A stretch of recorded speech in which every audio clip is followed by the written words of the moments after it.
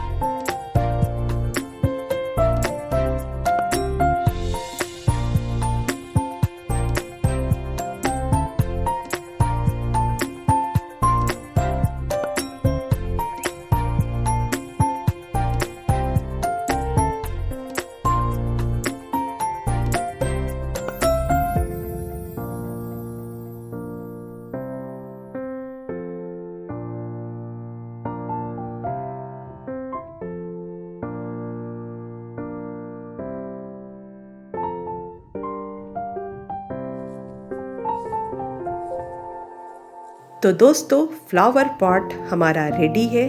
Like, share, subscribe.